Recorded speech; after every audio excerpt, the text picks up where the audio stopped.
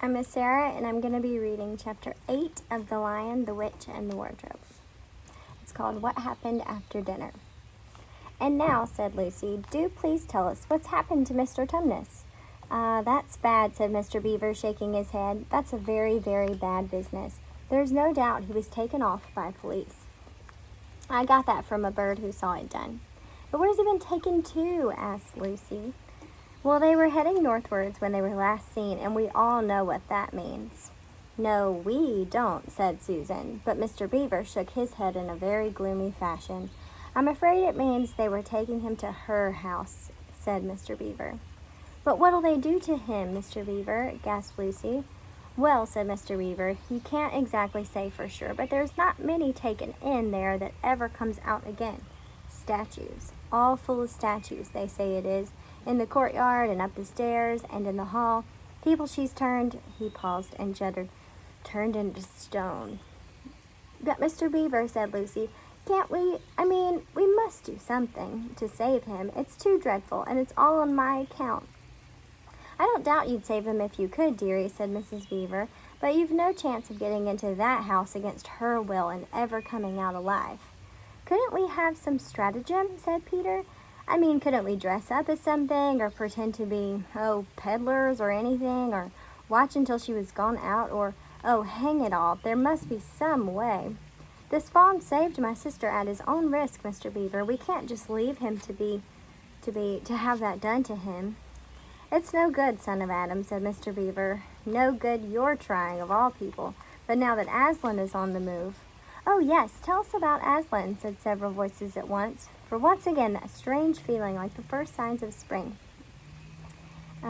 like good news had come over them.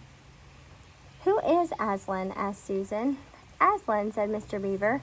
"Why, don't you know? He's the king. He's the lord of the whole wood, but not often here, you understand. Never in my time or in my father's time, but the word has reached us that he has come back. He is in Narnia at this moment. He'll settle the White Queen all right. It is he, not you, that will save Mr. Tumnus." "She won't turn him to stone too?" said Edmund. "Lord love you, son of Adam, what a simple thing to say," answered Mr. Beaver with a great laugh. "Turn him into stone? If she can stand on her 2 feet and look him in the face, it'll be the most she can do, and more than I expect of her. No, he'll put all to rights, as it says in an old rhyme in these parts. Wrong will be right when Aslan comes in sight. At the sound of his roar, sorrows will be no more. When he bares his teeth, winter meets its death, and when he shakes his mane, we shall have spring again. You'll understand when you see him." "But shall we see him?" asked Susan. "Why, daughter of Eve, that's what I brought you here for. I'm to lead you where you shall meet him," said Mr. Beaver. Is he a man?" asked Lucy. "Aslan a man," said Mr. Beaver sternly. "Certainly not. I tell you, he is the king of the wood and the son of the great emperor beyond the sea. Don't you know who is the king of beasts? Aslan is a lion, the great lion." "Ooh," said Susan. "I'd thought he was a man. Is he quite safe? I shall feel rather nervous about meeting a lion." "That you will, dearie, and make no mistake," said Mrs. Beaver. "If there's anyone who can appear before Aslan without their knees knocking, they're either braver than most or else just silly." "Then he isn't safe?" asked Lucy.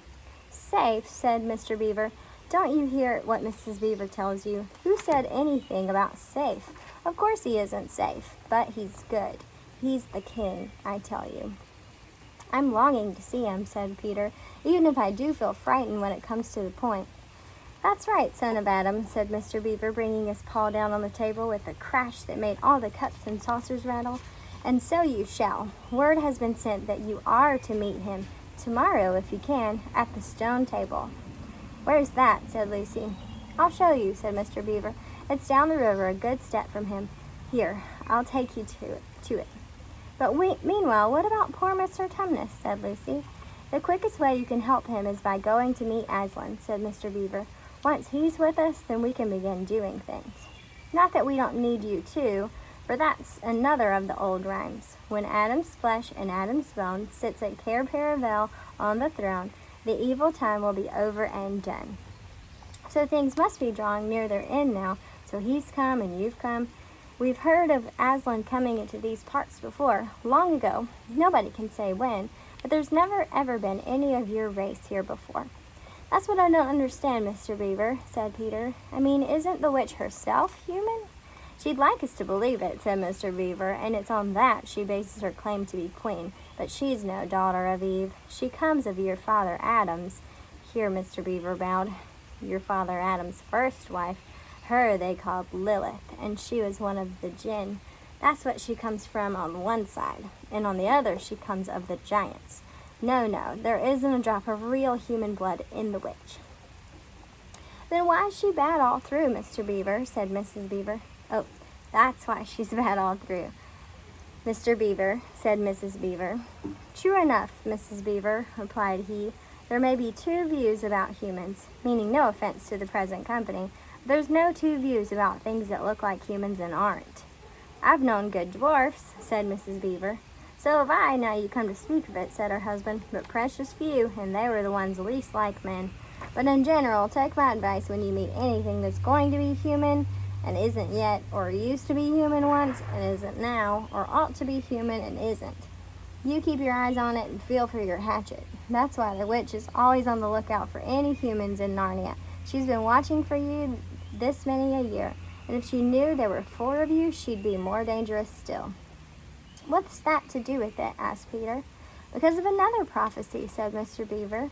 "Down at Cair Paravel, that's the castle on the sea coast down at the mouth of this river, which ought to be the capital of the whole country, if all was as it should be. Down at Cair Paravel there are 4 thrones, and it's a saying in Narnia, time out of mind, that when 2 sons of Adam and 2 daughters of Eve sit in those 4 thrones, then it will be the end, not only of the White Witch's reign, but of her life. And that is why we had to be so cautious as we came along, for if she knew about you 4, your lives wouldn't be worth a shake of my whiskers." All the children had been attending so hard to what Mr. Beaver was telling them that they hadn't noticed anything else for a long time. Then, during the moment of silence that followed his last remark, Lucy suddenly said, "I say, where's Edmund?" There was a dreadful pause, and then everyone began asking, "Who saw him last? How long's he been missing? Is he outside?" And they all rushed to the door and looked out. The snow was falling thickly and steadily. The green ice of the pool had vanished under a thick white blanket, and from where the little house stood in the center of the dam, you could hardly see bank.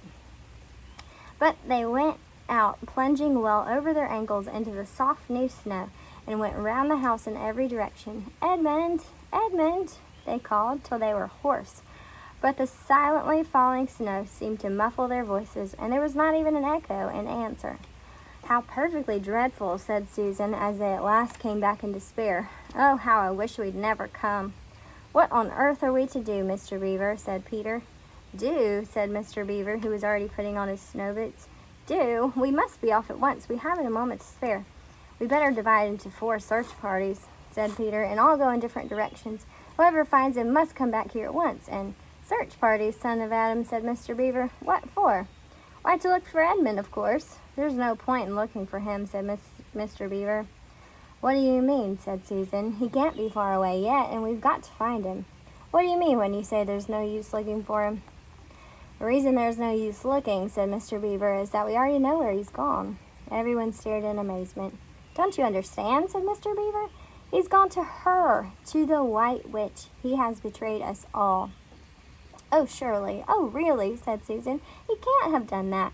"Can't he?" said Mr. Beaver, looking very hard at the 3 children, and everything they wanted to say died on their lips, for each felt suddenly quite certain inside that this is exactly what Edmund had done. "But will he know the way?" said Peter. "Has he been in this country before?" asked Mr. Beaver. "Has he ever been here alone?" "Yes," said Lucy, almost in a whisper. "I'm afraid he has." "And did he tell you what he'd done, or who he met?" "Well, no, he didn't," said Peter. "Then mark my words," said Mr. Beaver. "He has already met the White Witch and joined her side and been told where she lives. I didn't like to mention it before, he being your brother and all, but the moment I set eyes on that brother of yours, I said to myself, treacherous. He had the look of one who had been with the witch and eaten her food. You can always tell them, if you've lived long in Narnia, something about their eyes." "All the same," said Peter in a rather choking sort of voice, We'll still have to go and look for him. He is our brother, after all, even if he is a little beast, and he's only a kid."